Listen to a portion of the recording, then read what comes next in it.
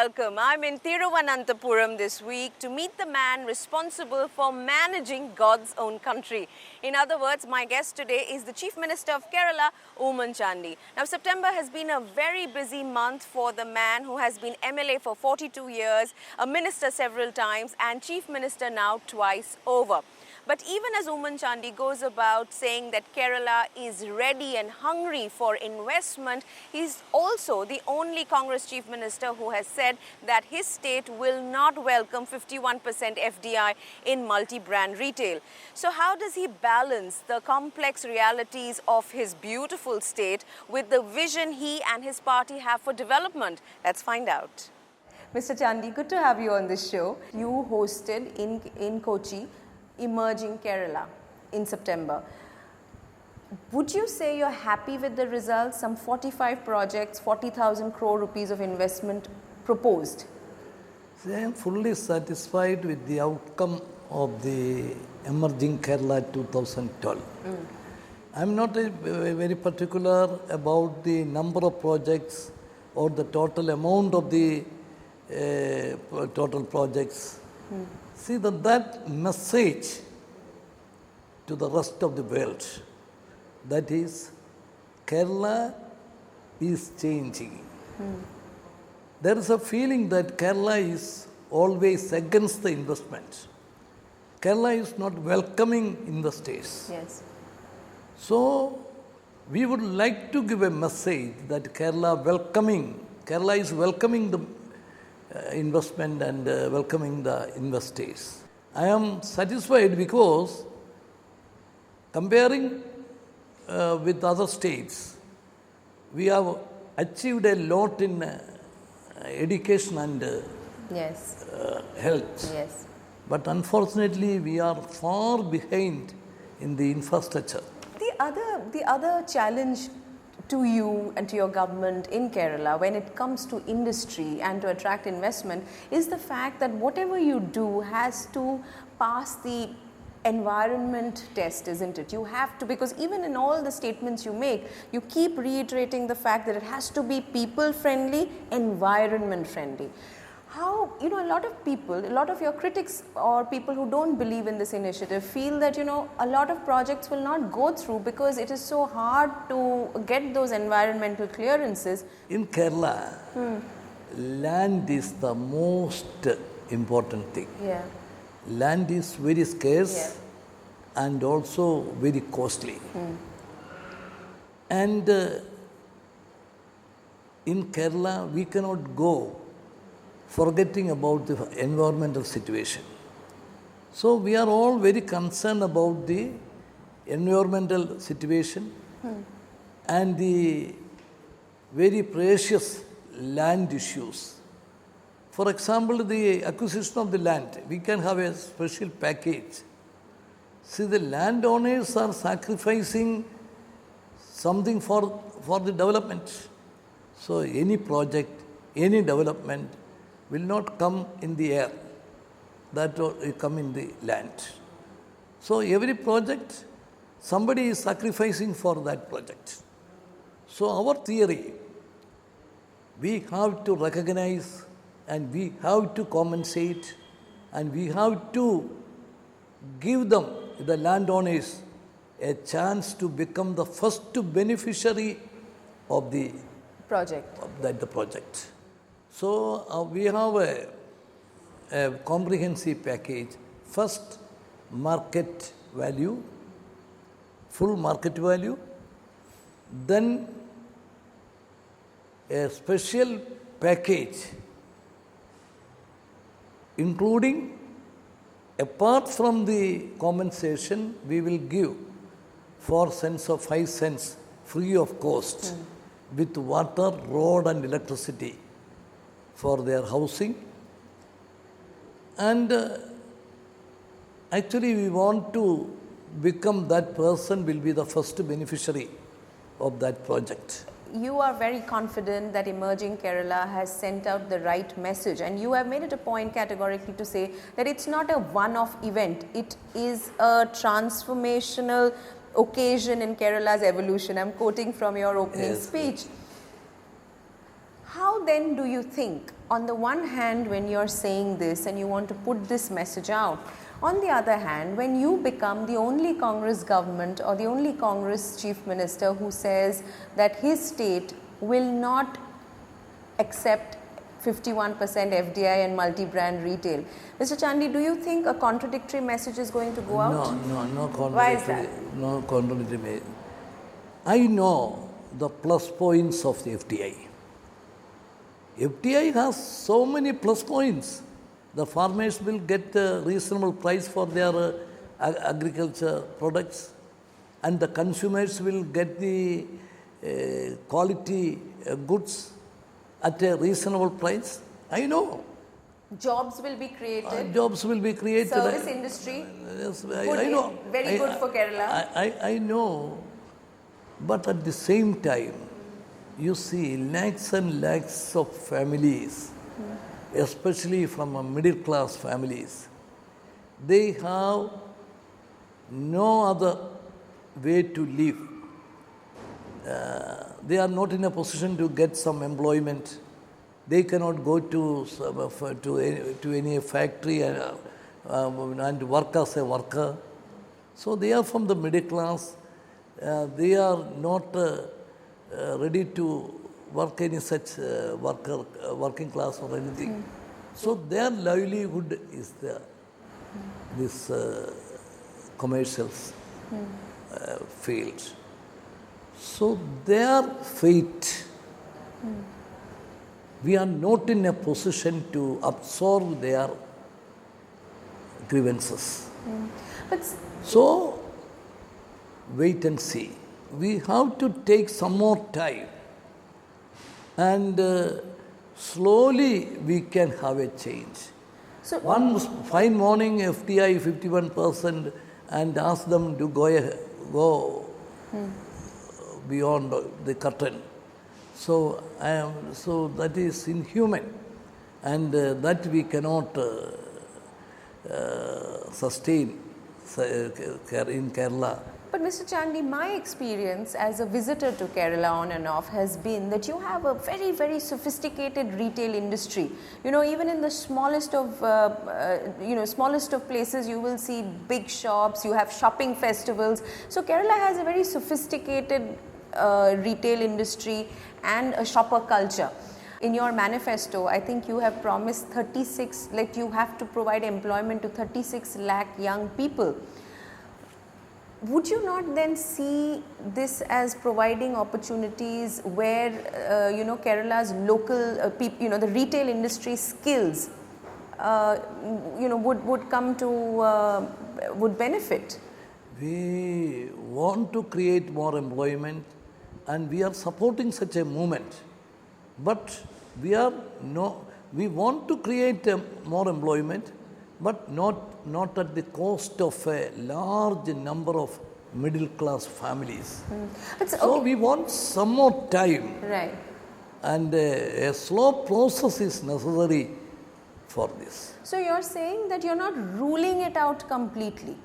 See that at present we are ruling out, but we admit the plus points of FDI.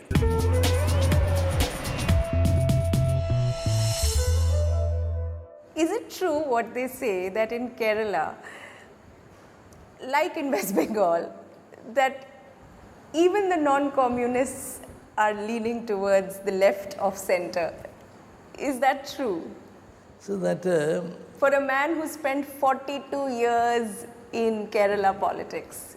See that Kerala always thinking in a progressive way. We are not admitting that the left is only the progressive. No. In Kerala, the general people, because of the education and because of the social background, the general people are more progressive. We are very much care about others. We are very much care about the communal harmony. So we are in a particular, that is our plus points. And a progressive thinking is like that, is there.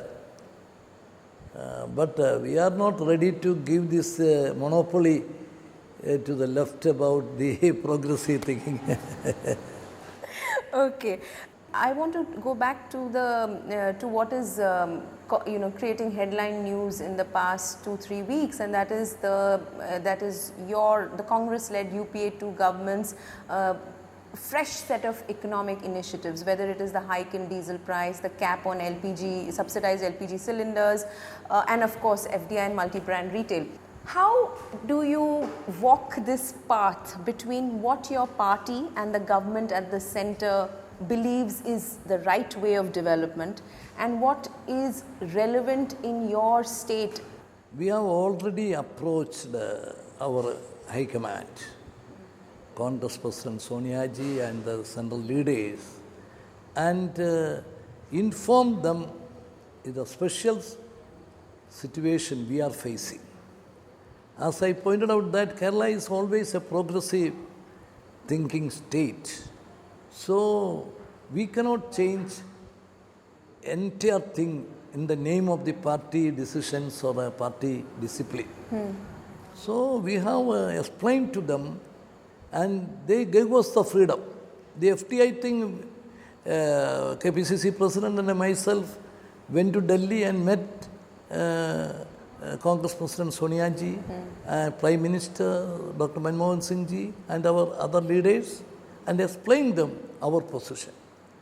Then they gave us the freedom. So we are giving the freedom to the states. Then we are happy. This gas cylinder, see that it is directly hitting the middle class families. So we have decided that is something different from the central government, that is last year's number of cylinder, subject to a maximum of 9, we are going to subsidize. So it will be based on usage? Based on the usage of last year. Central government not take that chance. Right. They said all outright 6 cylinders. How do you talk to Prime Minister Manmohan Singh? You brought him down here for emerging Kerala. You've given him credit personally for, for sort of green lighting the metro rail project in Kochi. Yes. And then you don't accept his policies. How do you manage the relationship? See, we have a very close relations with the Prime Minister, Congress President, all our leaders.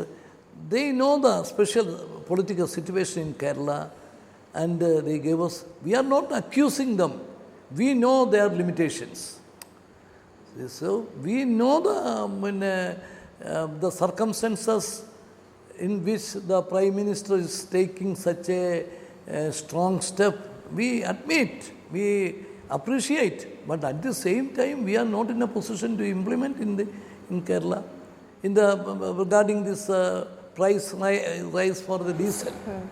So we know the position of the Prime Minister and the central leadership, but we have decided we will not charge additional tax on the raised price. On the raised price. So the people, they know the state government is doing their best. During the LDF period, they immediately call for bandh, but they take all these taxes on the increased price. So the people will feel the difference. We are saying something and we are showing our sincerity. They are acting something and agitation, and the people are suffering from the agitation over and above the price hike. At the same time, they are collecting more money from the people. A lot of people believe that, for instance, in a neighboring state like Tamil Nadu, DMK, AIDMK, bitter political rivals. But when it comes to getting investment to the state, when it comes to what the state needs to get, vis-a-vis other states and from the center, they don't seem to have any discontinuity in that. In Kerala, that is not the case. How can this political culture change? You've been a congressman all your life. Yes. How can this political culture change? my theory,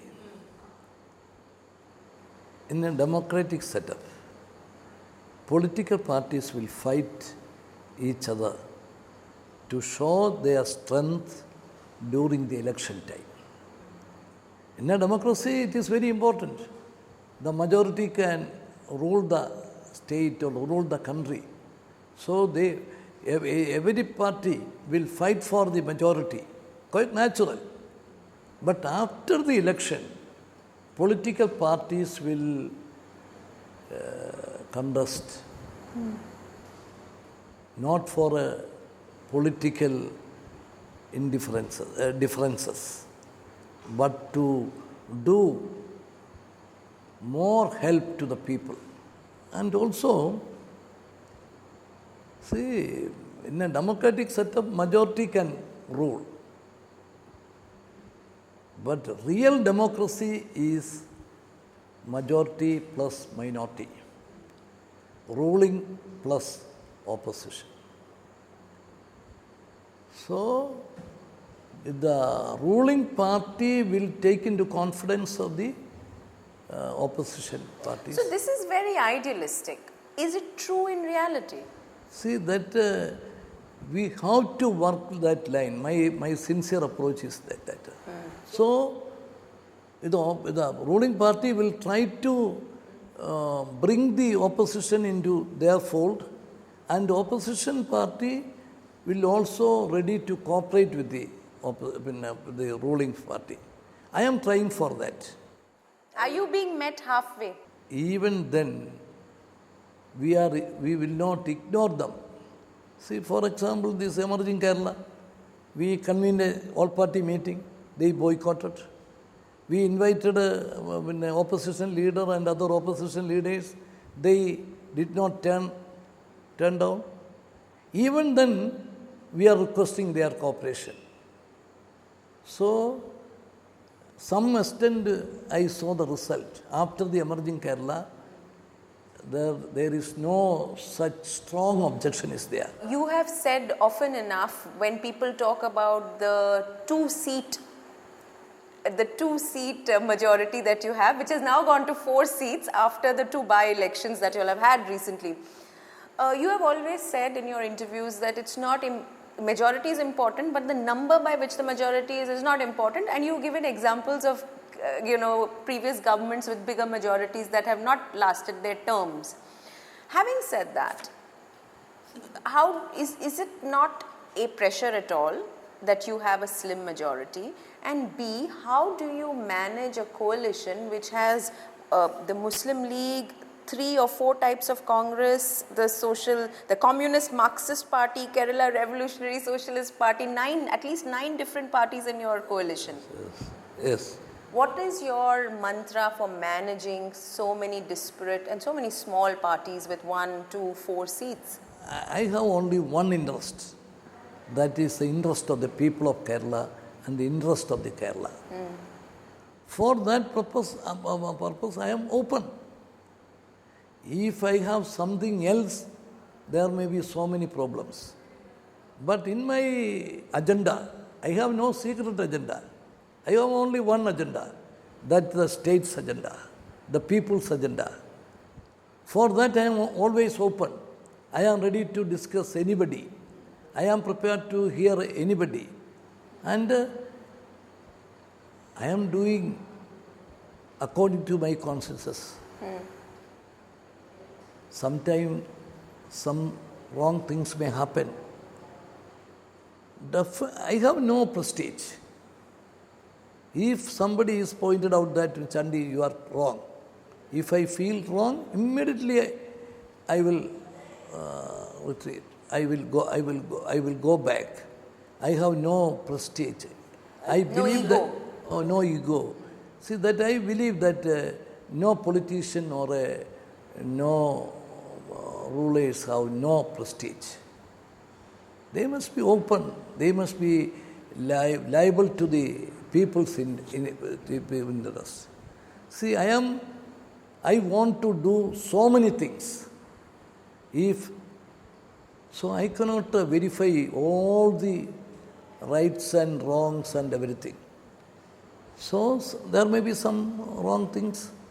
If somebody pointed out, I will change it.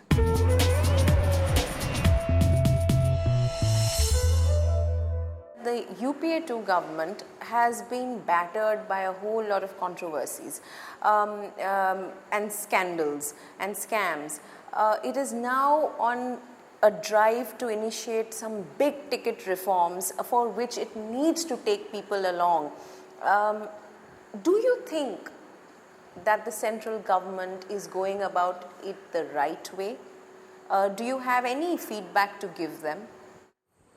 Each leader, they have their own problems. I have my own problems when I am dealing with the state politics. Yes. Somebody else can say something and say something against me because according to his version, not any vested interest or anything, but according to his vision, his version, I am doing wrong. And he can say. But I have my own compulsion and my special circumstances. So many things are there. So in the national politics, in a distance, I can say, oh, this is not correct. Something may change or like that. That in my feeling is also, in so many things, I have the feeling. But I am not openly say anything because I know the limitations. See, the last week, everybody is accused the Prime Minister. He is not taking any decision. He is only follow the political aspects. So, like that criticism. Now the criticism is the other way. He is taking reforms. He is going by reforms. He is forgetting about the humanism. So, like that. So, their own problems. Even then, my feeling, the reforms with a human touch, that is necessary. So that's the only feedback you would give? Yes. You're the only Chief Minister who has a webcam in his office. I know you have said it's symbolic, it's a message. In the last few days in September, it says Chief Minister is not on office on health grounds, but the camera is still on and the office is still, can still be watched. So the question is that this kind of symbolism, what does it achieve? Because on the other hand, you have enacted the Right to Service Act, I think in June or July. You have the public grievance lodging and monitoring system that you all have created. See that today, the major issue is corruption. If the people are losing their confidence in the democratic system.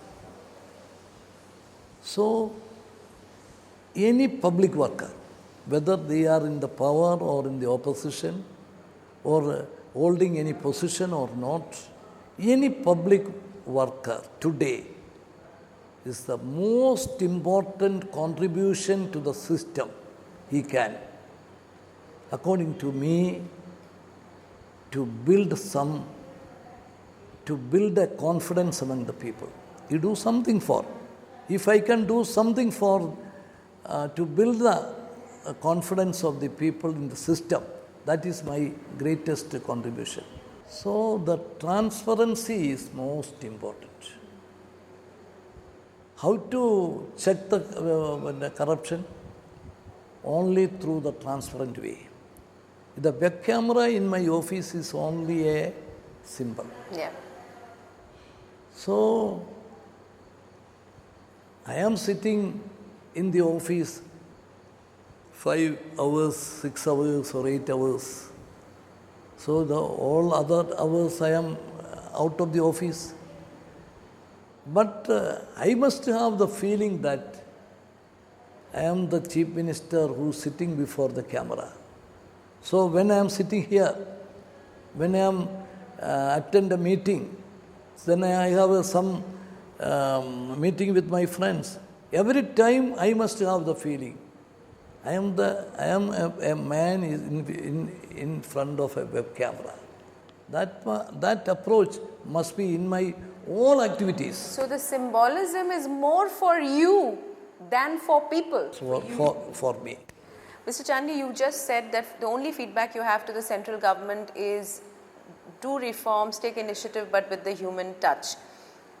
Can I ask you, if we are compelled to go in for union elections, general elections in the next few months, do you think in Kerala you would be able to deliver the same number of MPs that you did in 2009? See that in Kerala, we are quite confident. After the assembly election, we have a very narrow majority. We have expected something more, but we got only a very narrow majority. But after that, two by-elections. One election due to the demise of our minister, he elected only below 200 votes. He won the seats. But in the by-election, UDF won more than 12,000 votes. And the second by-election, that is from the left front, that also we went. And so many